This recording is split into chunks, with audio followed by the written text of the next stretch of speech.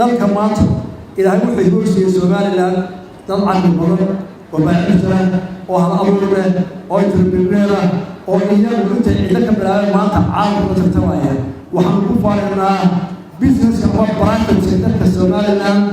shaqayo ay qabteen qaranka u qabtaan waxayaan maanta ay ku hogaaminayaan waxaan leeyahay dawladdu waxay gacan buuxda siinaysaa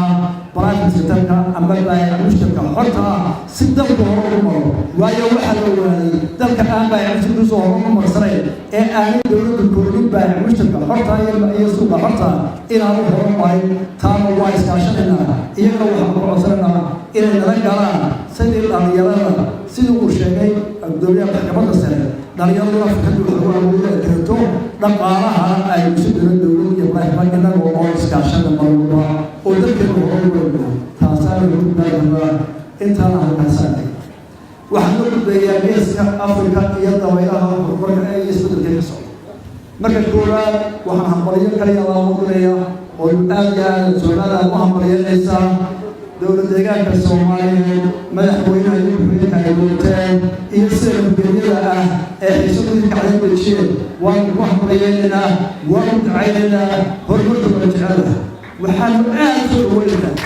oo aad u taageeraynaa sagaalka qodob ay soo saareen baarlamaanka madaxweynaha ku-xigeenka qodobka shanaad ee oranaya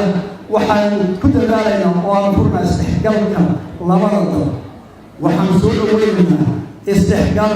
dhinac walba ah isku diin baynu nahay isku dhaqan baynu nahay isku af baynu nahay walaalaynu nahay waxbaynu leedahay waynu isu baanahay xagka isticmaalka iyabaa ila kala xidhiidh waxaan Soomaaliland boqolkiiba taageeraysaa in la fudaydiyo isdhexgalka ganacsiga dhaqanka ciyaaraha tarawadaadka oo ay isku mid noqdaan oo sidii la isaga talagalay xadka jijiga qabitaha goday hargeysa iyo qof walba soo dooray oo gaar ka ganacsan karo ayaa u dooranaya Soomaaliland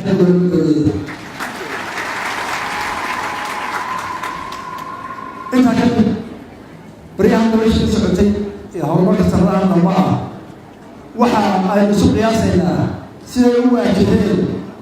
labada caasimadood ee Addis Ababa iyo Muqdisho Addis Ababa 19 waxay qormaatay oo iyagu taageereen madax bannaanida Eritrea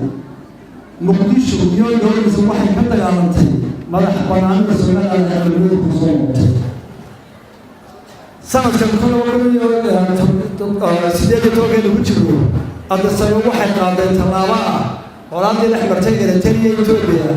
Prime Minister-ka President Zahra Ethiopia oo isagu lagu soo tagay Addis Ababa Asmara oo uu ogolaado waxay ku barmayaan oo dhaana oo taabo ka barin ogolaadeen walaalayaal iskaashada Muqdisho dadka ka taliya laba booliiska waxay qaadeen tallaabo ah Soomaaliland cirkan ku xidhayna oo cid soo geli kara maysa Soomaaliland badan ku xidhayna oo barbar ciidamada karto oo markaan cirkan ku ka xidhay barigaan ka weeraraya oo dhaar gool ku siiyo inaan ka soo weeraray dhinaca bariga Soomaaliland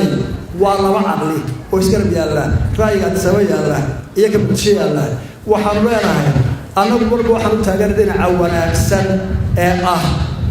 xadka Soomaaliyeed ee shanta Soomaaliyeed ku qashan tahay waa kii Afrika lagu qaybiyay Talyaani Ingiriiski Faransiiski iyo Kenya iyo Ethiopia Afrika oo dhan sharcigaas waa ku qasbaya caalamka anagu baanaan keenin kamera gudbi karo ma bedel karo waxa Afrika ku heshiisay ee caalamka ku heshiisay waxaan jecelahay Soomaaliyeed isku mid ah oo wax uga wadaagta sida caalamka waxa ku qaybiyeen in la isku ixtiraamo cid waliba waxa ay dhisanaysaa aayaheeda iyo mustaqbalkeeda siyaasiga wixii kale walaatinimada la wadaago waxaan u sheegaynaa dad badan oo ka dhaadhiciya caalamka Soomaaliland way goosatay oo Soomaaliya ay diidatay xaasha lillah Soomaaliland marka la yiraahdo Soomaali waa halka ugu horreeyay Soomaalida ku dhaadata ee islaamnimada ku dhaadata ee isticmaalka dagaalkiisa ka bilowday markaad ka sii bilowday ilaa daraawishti Maxamed Cabdullaahi Xasan waa Soomaaliland taariikhna waa Soomaaliland waa taariikh Soomaaliland leedahay ee aad ku soo dambaysiiso kii waadada ee Sheekh Bashiir iyo ragiisa ay raayeen aad ku soo xigsiiso kii xisbiyada SNL iyo USB intaasoo dhan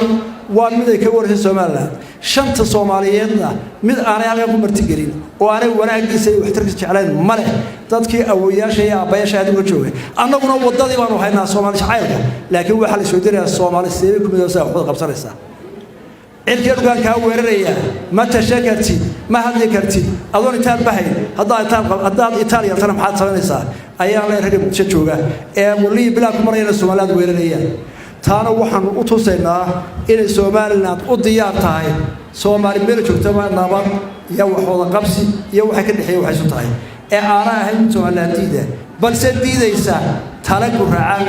oo qorib caaladii Soomaaliland waa muqaddas midnimo تيم مقدس كالله ويستعنا وحولانا ومقدس إلى كرة الشباب مركز الأشياء هذه أدوى ما تنتهي والسلام عليكم ورحمة الله وبركاته